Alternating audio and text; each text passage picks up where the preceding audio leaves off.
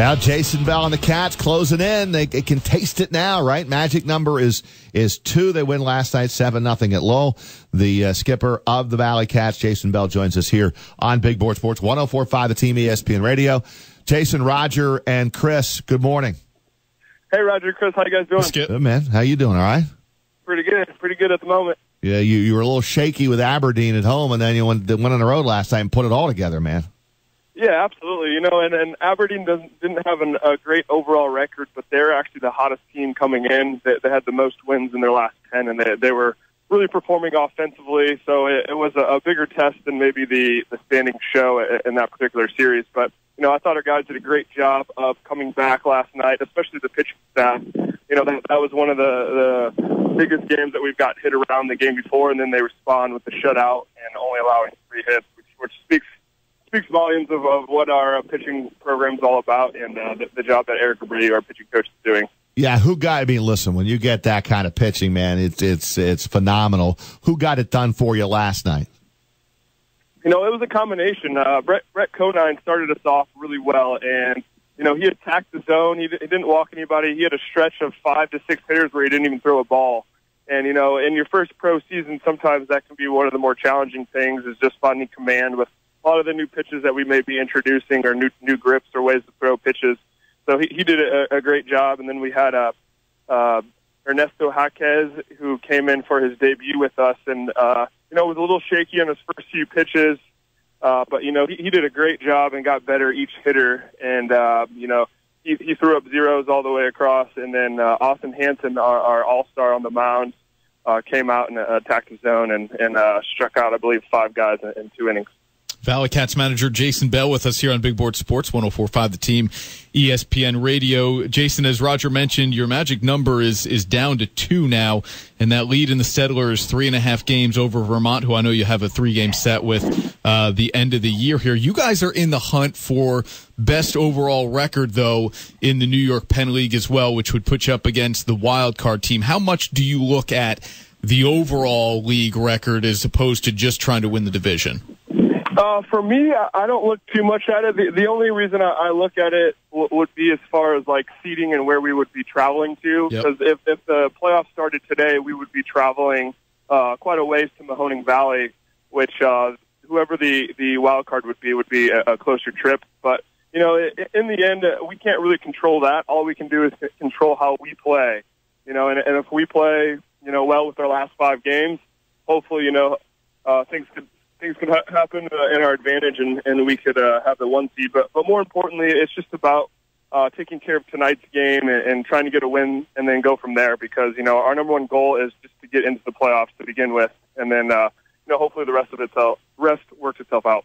Well, I know the front office staff of the ValleyCats and some of the fans around here that are listening are pulling for you big time because they'd like to see some more baseball at Joe Bruno Stadium this summer. Yeah, absolutely. So would I. It's always been a great atmosphere. Even our first exhibition game of the season was on a Wednesday, and we could feel the electricity from the fans. All the way around, the support's been good. And the thing that's impressed me the most with our fan base is how much they pay attention to the game as well. Sometimes you can play on the road or other places where fans are just there to just enjoy the atmosphere. But, I really believe that our fans enjoy the game itself, and that's something that I feel very good about. Jason, how much have you guys benefited from, it feels like this season more than most, and I know it's your first year here, but for me and Roger, who've been around for a little bit anyway, it feels like more this season than in the past, the Cats have had former first-round picks or guys who have been at the AAA level come back for rehab starts. How much has that benefited your team this year, having guys in, even if only for a week, to kind of show them some of the minor league ropes? Yeah, absolutely. The player we just recently had was Drew Ferguson, right. And I think it gives our guys a great feel because, he wasn't a high draft pick. He wasn't a high prospect. He made himself a prospect. And if you watch the way that he works on a daily basis, the routine that he has, his willingness to learn and open up to new ideas is something that our guys need to see. And it was awesome to have him around the clubhouse just so our guys can see what it's like to go from this level to AAA and have success. Hey, Mark Singulace wrote a column today or an article today in the Times-Union. it's kind of an eye opener, and that is the you guys in Tri-City. But if you go to the rest of your group here, your full season A and Quad Cities, your Advanced A, your Double A, and your Triple A, and even the Bigs, all of those teams lead their respective leagues in strikeouts. Everyone's in first place, Jason. Mm-hmm. Yeah, what I think our organization has done a great job of is not only drafting, but developing. So it's not like it's one or the other. It's combining them both, and that's what I think makes a great overall organization. Because if you're only good in one area, you're not going to produce enough players, in my opinion. And so, I believe our front office has done a great job at, relaying what can maybe get us those more strikeouts and how we can improve those players that we get right away in their throwing program and their bullpens instead of just waiting for them to figure it out themselves. So, I thought we've done a great job. Eric Abreu and Jeremy Barnes are our assistant coaches at, getting our guys on board with the ways that the Houston Astros do everything right away after they get drafted. And, I think the players have done a great job at buying in and trusting us. And obviously the results have shown on the mound and at the plate. Do the players pay attention to what the Astros are doing? And I ask really just specifically because of what happened last night. You got a former ValleyCat, Tyler White, hitting a walk-off to beat the A's 5-4 in Houston. Do you guys pay attention to what the big league club is doing? And, hey, there's a former ValleyCat like a Springer, Altuve, and now a White having a big impact.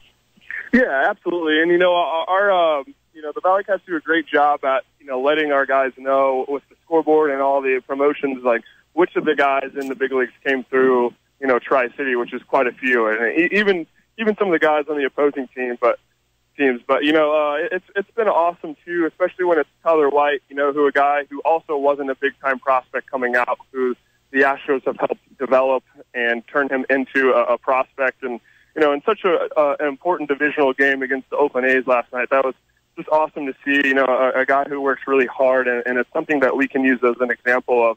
Doesn't matter what round you're in, everybody's here because they have a chance, and it's it's up to them to continue to work and continue to trust us to try to develop their skills even further. Jason, who's on the hill tonight? 6:35 game back in Lowell.